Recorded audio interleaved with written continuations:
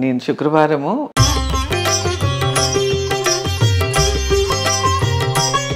బేసిక్గా పూజలు ఉన్నప్పుడే కలర్ శారీస్ కడతాను. రైట్. మీరు వస్తున్నారండి ఇంటర్వ్యూకి వెళ్ళి మళ్ళా మార్చొచ్చారు. లేకపోతే మా ఆడియన్స్ కి గుర్తుపట్టలేదు నన్ను. బ్లాక్ బ్లాక్ లో లేకపోతే వాళ్ళకు అంతేనా? They can't recognise. మీకంటూ ఒక సపరేట్ అటైర్ భగవంతుడు ఇచ్చినట్టు అంత పెద్ద బొట్టు, మీ ముఖంలో ఆ పుట్టుమచ్చ, పెద్ద సూత్రాలు, నల్లపూసలు, ఎంతకాలం నుంచి ఇలా మీరున్నారు అంటే ఏం చెప్తారు? ఎంతకాలం నుంచి అని కాదు, నాకు పెళ్ళైన దగ్గర నుంచి కుంకుమ పెట్టుకుంటూ ఉంటాను. Even I use to wear jeans and all before. అప్పుడు కూడా so over a period of time నన్ను ఇలా గుర్తుపెట్టడం మొదలుపెట్టారు. So people started recognising me with the lady with బొట్టు అని. కరెక్ట్. అట్లా అలవాటు అయిపోయింది. ఇప్పుడు కొంచెం ఏజ్ ఈజ్ క్యాచింగ్ అప్. ఒప్పుకోను. ఎవరు పెద్దవాళ్ళు చెప్పినట్టు ఏజ్ ఇస్ జస్ట్ నెంబర్ అని, it's matter of seniority. I love to look simple. ఇష్టం ఉండదు రెడీ అయ్యి హంగామా హడావిడి ఇవన్నీ అసలు ఇష్టం ఉండదు. As simple as possible. Last time ఒక హోమం కూడా మీరు చేయించినట్టున్నారు కదా, అప్పుడు లాస్ట్ టైం కూడా నేను వచ్చాను. అది చండీ హోమం. చండీ హోమం, చండీ అమ్మవారికి హోమం చేస్తాను. ఎవ్రీ ఇయర్ నాకు సర్టెన్ పూజలు ఉంటాయి. కార్తీక మాసంలో శివుడికి చాలా పెద్ద పూజ చేస్తాను. దివాళీ రోజు లక్ష్మీదేవికి పూజ చేస్తాను. శ్రావణ మాసంలో నోములని లేదు కానీ మాకు లేదు, మా అత్తగారు లేదు. సో శ్రావణ మాసంలో లక్ష్మీదేవికి ఆవిడ మాసం కాబట్టి ఇంత చక్కగా చూసుకుంటున్నందుకు, ఇంత మేము మా సంతోషానికి కారణమైన ఆమెకి కొంచెం డిఫరెంట్గా డెకరేట్ చేసి పూజ చేసుకుంటాను. సాటిస్ఫాక్షన్ కోసం, just for good vibes, positive vibes.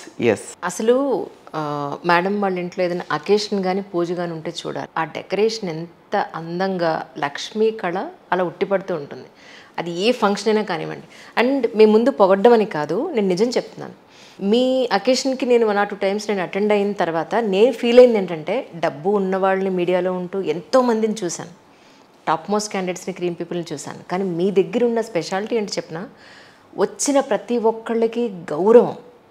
And more over భోజనం చేసిన తర్వాత ఎంతమంది వస్తే అంతమందికి ఆ చేయి కడుక్కోవడానికి వచ్చినప్పుడు నీళ్ళు అందివ్వడం కానీ, చేయి తుడుచుకోవడానికి పేపర్ నాప్కిన్ ఇవ్వడం కానీ, హ్యాండ్ వాష్ చేతిలో వేయడం కానీ, మళ్ళీ వాళ్ళు కంఫర్ట్గా వెళ్ళారా లేదా అని చూడడం నేను మీ దగ్గరే చూశాను.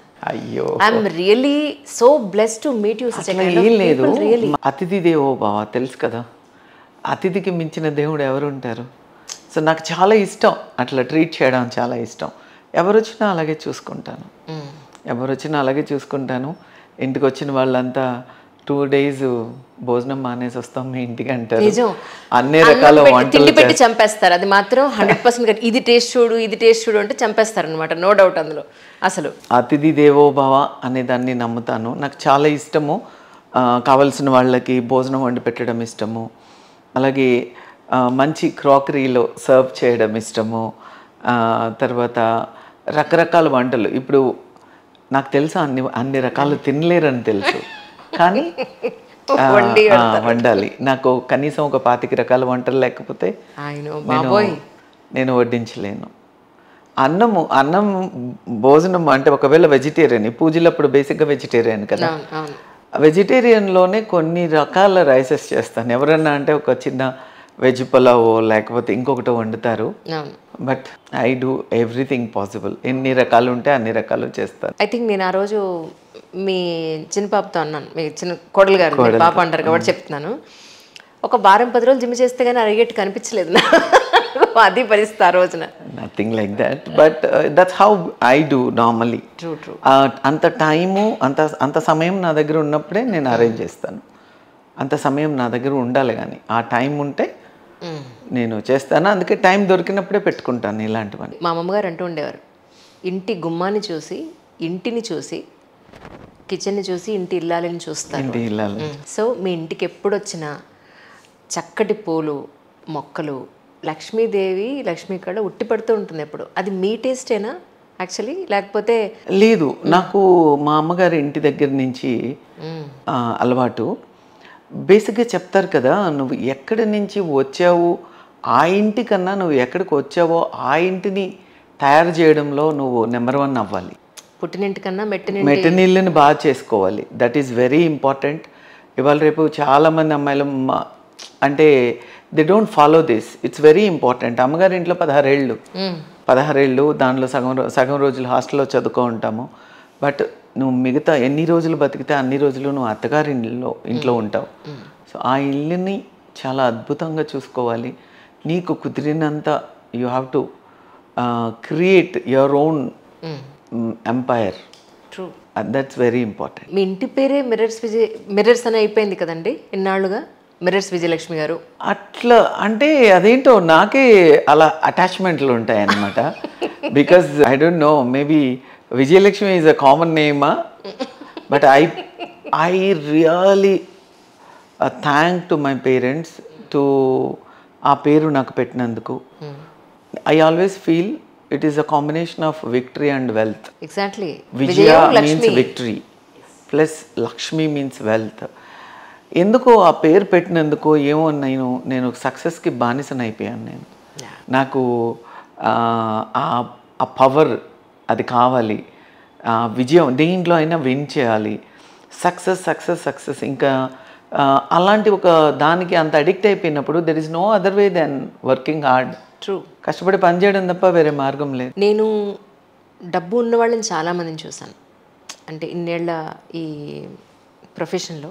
కానీ అవతల వాళ్ళకి ఇచ్చే వస్తువు కూడా అంతే క్వాలిటీగా ఇవ్వాలి అనేది నేను అది తక్కువ మందిలో చూశాను. ఈ ఇవ్వడం అనేది నిజంగా మీరు మీ బ్లడ్లో ఉందా, మీరు చూసి నేర్చుకున్నారు ఎవరన్నా? మా నాన్న అండి. మా నాన్న కూడా అంతే. మా నాన్న చేసిన దాంట్లో నేను చాలా 10% 20% చేస్తున్నాను. ఎందుకంటే నేను చూశాను పెట్టుబడి చీరలండి. ఓకే, నిజం. అమ్మవారికి పెట్టడానికి, గుళ్ళో ఇవ్వడానికి సపరేట్ మనం కట్టుకునే చీరలు అక్కడ పెట్టరు. ఒకటి అది నేను చూశాను. పెట్టుబడి చీరలు ఫంక్షన్ అయితే కొంచెం తక్కువ చూపించడం అనేవాళ్ళనే చూశాను. కానీ నేను కట్టుకునే చీరల టైపే పెట్టాలి, అంతే క్వాలిటీ తోటి నేను ఇవ్వాలి అనేది పద్ధతి. అది చెప్తున్నాను కదా, అది నాకున్నా లేకున్నా పర్వాలేదు. మా నాన్న ఎప్పుడు మా నాన్నతో ఒక చిన్న ఇది ఉంది. వస్తా 10 మందిని ఇంటికి తీసుకొచ్చేవాడు. వాళ్ళ ఫ్రెండ్స్ కావచ్చు, లేకపోతే ఎవరైనా కనపడితే అన్నం తిన్నారా, రండి ఇంటికి వెళ్దాం అని చెప్పి తీసుకొచ్చేవాళ్ళు. తీసుకొచ్చి మా అమ్మకి చెప్పేవాళ్ళు, అన్నం ఉంది అన్నం పెట్టు అని చెప్పేవాళ్ళు. మా అమ్మ ఫుల్ ఫైర్ అయ్యేది. ఏమనంటే అన్నం ఇంట్లో 10 మందికి ఎందుకు వండుతాము, ముందు చెప్పాలి కదా, చెప్పకుండా అన్నం ఎట్లా 10 మందికి వండుతాము, మన వరకు వండుకుంటాం కానీ నాకు వద్దులే వాళ్ళకి పెట్టు అంటాడు. అంటే ఒక మనిషి అన్నము 10 మందికి ఎట్లా సరిపోతుంది. సో అది మాత్రం మా నాన్న దగ్గర నుంచే వచ్చింది. బేసిక్గా రాజు సార్ భోజన ప్రియులు అని తెలుసు, అతిథులను బాగా చూసుకుంటారని. సో మేబీ ఫ్యామిలీ నుంచి వచ్చిందేమో అది.